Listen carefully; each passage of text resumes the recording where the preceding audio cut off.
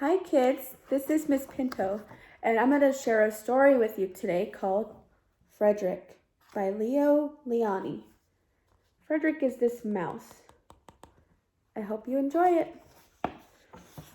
All along the meadow where the cows grazed and the horses ran, there was an old stone wall.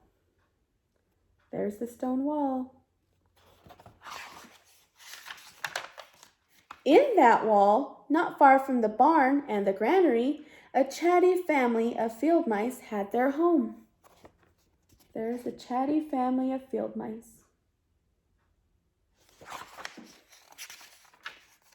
But the farmers had moved away. The barn was abandoned, and the granary stood empty.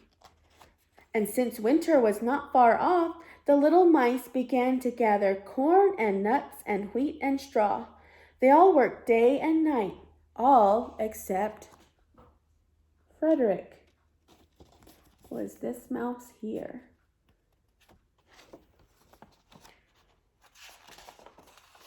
Federick, why don't you work?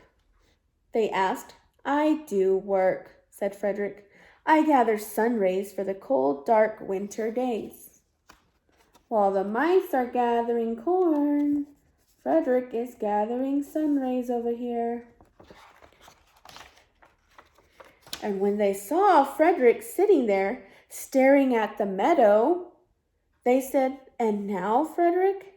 I gather colors, answered Federick simply, for winter is gray. He's up here.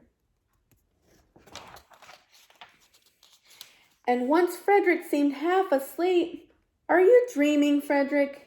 They asked reproachfully. But Federick said, Oh no, I am gathering words, for the winter days are long and many, and we'll run out of things to say.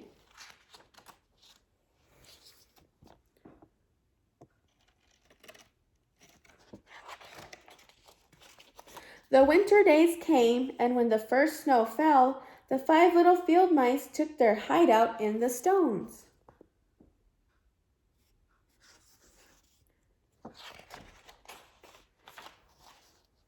In the beginning, there was lots to eat, and the mice told stories of foolish foxes and silly cats. They were a happy family.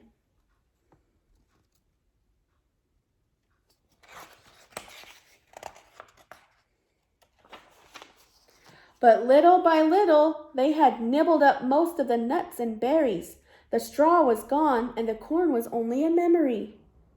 It was cold in the wall, and no one felt like chatting. What did Federick say before? He said he was gathering what? Then they remembered what Federick had said about sun rays and colors and words. What about your supplies, Federick? They asked.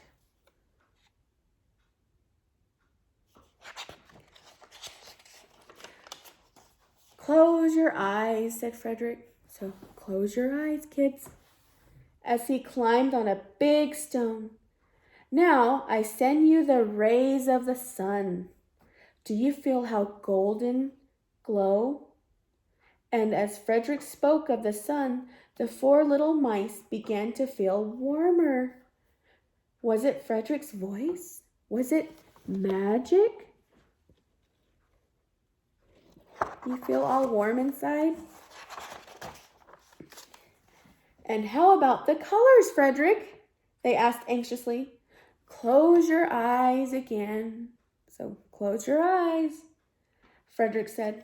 And when he told them of the blue periwinkles, the red poppies in the yellow wheat, and the green leaves of the berry bush, they saw the colors as clearly as if they had been painted in their minds.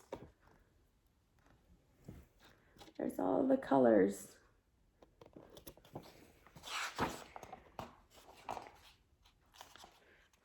And the words, Federick? Federick cleared his throat, waited a moment, and then as if from a stage, he said, Who scatters snowflakes? Who melts the ice? Who spoils the weather? Who makes it nice? Who Who grows the four-leaf clovers in June? Who dims the daylight? Who lights the moon? 4 little field mice who live in the sky. 4 little field mice like you and I.